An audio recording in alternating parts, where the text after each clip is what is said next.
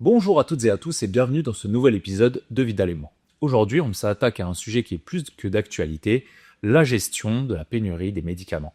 Vous le savez, ces ruptures de stock sont devenues un véritable casse-tête au quotidien, aussi bien pour les pharmaciens que pour les patients. Mais face à ces difficultés, une question se pose, comment gagner du temps pour trouver rapidement des alternatives thérapeutiques et est-ce possible d'alléger la charge mentale au comptoir tout en assurant la sécurité et la continuité des traitements? Aujourd'hui, pour en parler, j'ai le plaisir de recevoir Camille Stavris. Bonjour. Bonjour. Alors, vous êtes pharmacienne titulaire à Marseille et on vous connaît également sous le nom de Camoxicilline sur les réseaux. Oui. Alors, vous avez su fédérer une communauté fidèle autour de la pharmacie en mêlant humour, pédagogie et prise de position. Oui. Alors, avant d'aborder le sujet de la pénurie des médicaments, j'aimerais qu'on revienne sur votre parcours sur les réseaux sociaux. Ma première question, c'est qu'est-ce qui vous a donné envie de vous lancer sur les réseaux? Alors, ça a commencé il y a 2 ans. En 2023, en fait, les officinaux avaient quand même le moral en berne, je trouve. Enfin, en tout cas, nous, c'était notre cas et c'est ce qu'on voyait chez nos confrères. On était assez déprimés. Le Covid nous a mis un gros coup. Ça a été très difficile, la gestion du quotidien en officine. Et voilà, on avait un gros coup de mou, aussi l'impression d'avoir énormément de temps libre soudainement, ce qui aurait dû être agréable.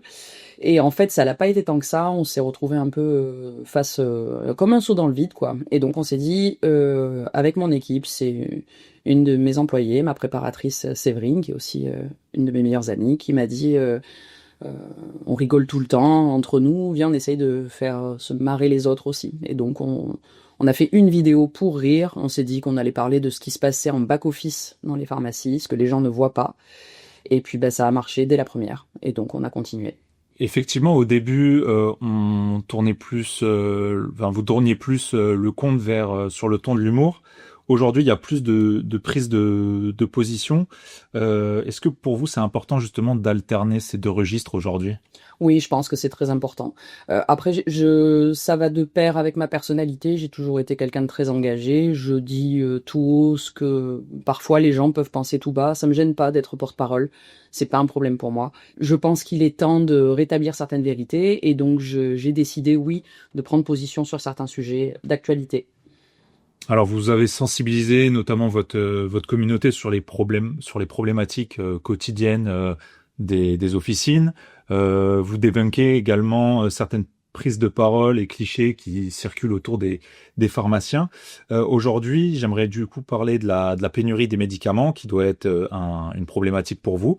Quelle est aujourd'hui l'ampleur de ces pénuries en officine? Il faut poser le contexte. On doit pouvoir faire la différence entre 3 termes, parce que le mot pénurie englobe beaucoup de choses. Il y a les ruptures de stock. La rupture, c'est qu'il n'y en a pas. Il y en a 0 en France. On n'en retrouvera aucune boîte. Ensuite, il y a les tensions, c'est-à-dire que même s'il y a 2 boîtes en France, une dans le nord, une dans le sud, c'est en tension, c'est pas en rupture. Et le dernier point, c'est ce qu'on voit apparaître sur nos logiciels quand on essaye de faire une commande, c'est quota, c'est un manque cotation. Et ça, c'est quand le laboratoire va être taxé s'il vend plus que son engagement initial. Donc, il se met en rupture. Et il vend à l'étranger plus cher. Les données qu'on a, les données du DRES, c'est une direction de statistique en France, montrent qu'on est passé de 200 ruptures en 2019 à 800 en 2024. Et pour vous, quelles en sont les principales causes? Alors, elles sont variées, les causes. Il y a plusieurs raisons. On ne peut pas trouver une seule explication. Déjà, il peut y avoir un dysfonctionnement dans une usine. Ça a été le cas pour la sertraline. Voilà, il y a eu un problème de qualité. Ça a été mis en pause au niveau de la production pendant quelques temps. Le temps que ça reprenne, on a été en rupture totale sur tout le territoire. Après, il y a les détournements d'usage. C'est ce qu'il y a eu avec l'Ozempic, le Trulicity, qui ont été détournés de leur usage à des fins d'amaigrissement. Ça a entraîné une rupture massive. Il y a aussi le problème des lieux de fabrication. Ça, c'est un gros sujet. La grande majorité des matières premières et même des produits finis viennent d'Inde et de Chine. La prise en charge de la santé dans ces pays, elle est en train d'évoluer. Ces pays commencent à vouloir se soigner comme les Occidentaux. Forcément, on se retrouve avec un peu moins que ce qu'on avait auparavant. Tout ce qui nous revenait directement est aujourd'hui partagé. On n'est plus en France les seuls destinataires de ces médicaments-là. Donc pour ça, il faudrait à un moment relocaliser en Europe la fabrication. Emmanuel Macron a prévu une usine de fabrication pour le paracétamol et pour des insulines aussi, ce qui serait une très bonne nouvelle. Il y a encore une autre cause, c'est les pics de prescription. Ça a été le cas pour l'amoxicilline, ça c'était en post-Covid, enfin pendant le Covid. Il y a eu un pic de prescription d'amoxicilline pendant le Covid, évidemment pas à juste titre, hein, puisque le Covid est une virose, et que pas tout le monde était surinfecté. Et en fait, le pic de prescription injustifié lié au Covid a entraîné une rupture. Dernier point, évidemment, et pas des moindres, c'est le prix de remboursement par la sécurité sociale qui est trop bas en France. Les industriels sont forcément moins enclins à avoir des stocks valables et costauds pour la France. Quelles conséquences concrètes ça a sur votre travail au comptoir? Tout le temps qu'on passe à gérer ces problèmes de pénurie, c'est du temps qu'on ne passe pas avec nos patients, pas avec nos équipes, pas au comptoir et pas à faire tourner une officine. Et en conséquence majeure également, ce sont les craintes des patients et tout ce qui en découle. Et si vous deviez estimer combien de temps un pharmacien perd-il chaque jour ou chaque semaine à rechercher des alternatives? Entre la recherche non spécifique, c'est-à-dire le temps que je passe tous les matins et plusieurs fois dans la journée à vérifier est-ce qu'un produit est revenu à la commande, est-ce que j'ai la possibilité de le commander, etc. Et la recherche pour les patients, que pour le coup on se répartit entre toute l'équipe, je dirais que ça prend au moins 1 heure et demie pour une personne en équivalent temps plein, quoi. Ces dernières années, il y a eu des ruptures de stock, il y a eu des pénuries aussi de médicaments. Est-ce que vous trouvez quand même que ça ne fait qu'augmenter d'année en année? Alors, moi, mon ressenti, je dirais que oui. Après, factuellement, les données du DRES dont j'ai parlé tout à l'heure montrent que c'est en train de diminuer. Qu'il y a eu un pic en 2023-2024 autour de 800 ruptures. Encore une fois, ça prend pas en compte les cotations et les tensions. Moi, mon ressenti, c'est de ne faire quasiment plus que ça. Des recherches d'alternatives, de passer des coups de fil à des confrères, d'essayer d'appeler des médecins pour trouver une alternative, de renvoyer le patient chez son médecin, de se faire dépanner, voilà. Mais factuellement, le DRES nous dit que c'est en train de baisser et c'est plutôt une bonne nouvelle que la tendance soit à la baisse. Alors, quelles sont les solutions et les perspectives qui existent actuellement pour aider les pharmaciens à gagner du temps? Il y a le coût des préparations possible pour certains médicaments. Évidemment, quand c'est un médicament extrêmement technique, c'est absolument impossible. Il y a quelque chose qui est intéressant, c'est que depuis 2021, un décret est entré en application pour prévoir ce qu'on appelle un PGP, un plan de gestion des pénuries, pour les médicaments d'intérêt thérapeutique majeur. Les industriels, pour tout médicament d'intérêt thérapeutique majeur, s'engagent à rédiger un PGP, ce qui permet d'établir un stock tampon fixé à 2 mois pour les MITM, les médicaments d'intérêt thérapeutique majeur, et cette durée peut évoluer selon certains critères. Concrètement, en tout cas, en attendant, en pharmacie, des fois on n'a pas le produit. Et donc c'est intéressant d'avoir mis en place ce principe de stock de sécurité de 2 mois. Moi j'attends de voir cet hiver ce que ça va donner. La NSM a établi un plan hivernal sur les ruptures de médicaments saisonniers, donc clairement les antibiotiques. Ce plan, en tout cas, ne nous dit pas grand-chose, en dehors du fait qu'on n'a pas trop à s'inquiéter. Donc voilà, qui vivra verra. Pour les patients, comment ces derniers vivent ces situations d'après votre expérience?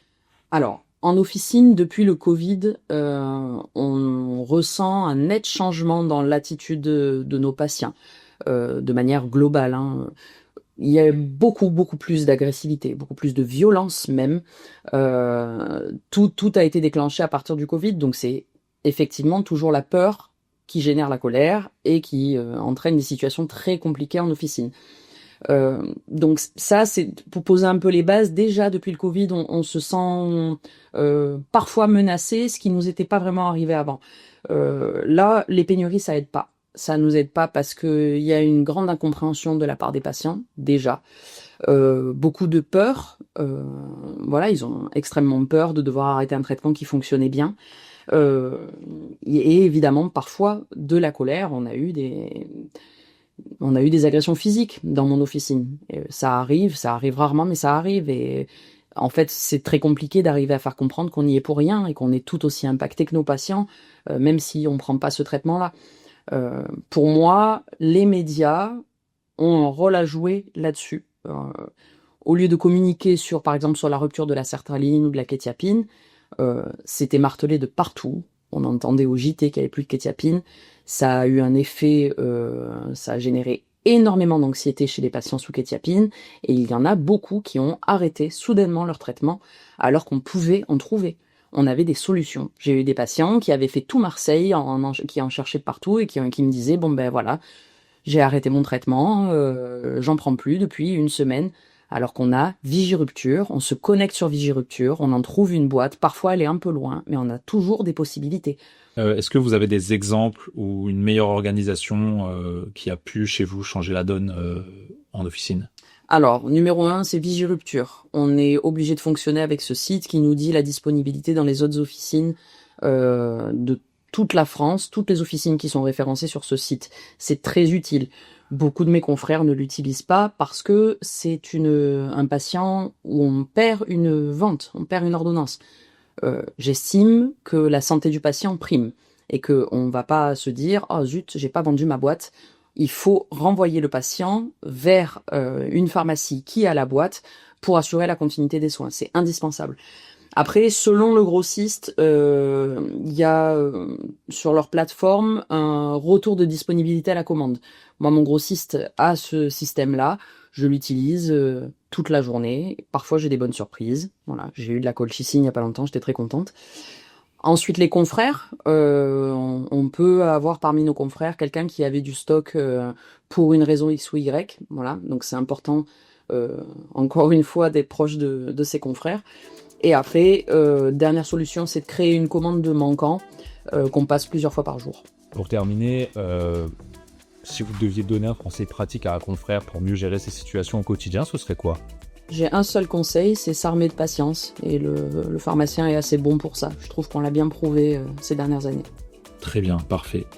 Eh bien, merci beaucoup Camille. Où est-ce qu'on peut vous retrouver sur les réseaux ? On peut me retrouver sur Instagram, sur TikTok et sur Facebook sous le nom de Camoxicilline.